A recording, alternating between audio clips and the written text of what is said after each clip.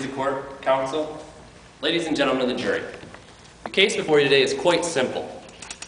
Supermart is not liable, not at fault. Well, perhaps simple is a poor choice of wording. There are a few bridges that we have to cross to get to that decision, to get to our final destination. And luckily, the evidence and the testimony at trial will give you the tools to get through those. Let's start with the first bridge. Did the plaintiff really get injured? Is the plaintiff hurt? You'll hear testimony from Dr. Ruiz, who did an independent medical evaluation of the plaintiff. Dr. Ruiz will tell you, no, the plaintiff isn't injured. No signs of injury now. How will we explain the pain and suffering that the plaintiff now described she's feeling? Old age. She's middle-aged. It comes with it. Tendinitis can develop naturally. You'll hear conflicting testimony from Dr. Silver. Dr. Silver will tell you that yes, the plaintiff still has injuries.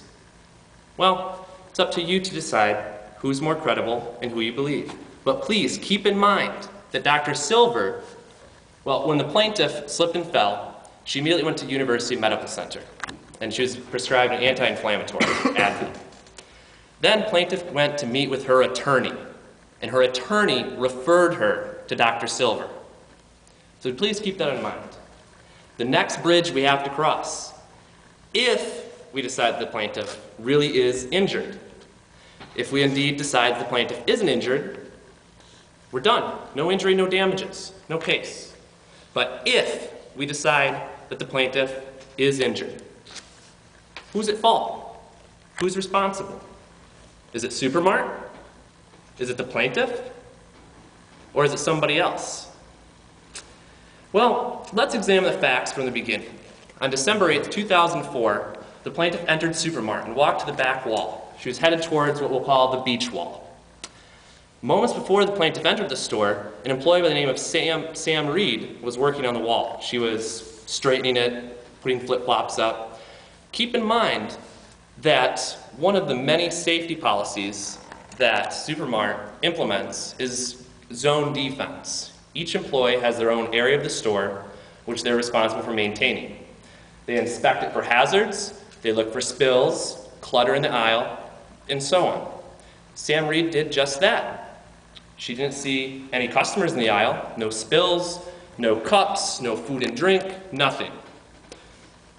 So Sam Reed finishes with the aisle, and she walks around the corner to the shoe rack, and she begins straightening up the shoes.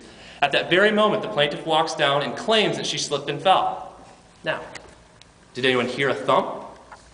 A scream? Any noise at all? No. Sam Reed will testify she didn't hear a thing. She heard code white over the loudspeaker, which employees know to mean there's a slip and fall. So Sam Reed immediately walks around the shoe rack and sees the plaintiff on the floor. Upon closer examination, Sam Reed observes a small puddle. A little puddle of a clear substance. Now what's interesting about this puddle is it was undisturbed. No footprints, no tread marks, no skid marks, no dirt. But let's assume puddle was there. Plaintiff says it's due to a leak in the ceiling. She saw a brown spot in the ceiling and she drew the conclusion that that's because there was a leak. Well, Supermart will agree. There was a leak 3 days prior to when the plaintiff came to the store. And 3 days prior, Supermart hired an independent company, Cedar Creek Incorporated, who came in and fixed the leak. Billed Supermart for $1,700. They put cement over it, glass mat, said leak is fixed.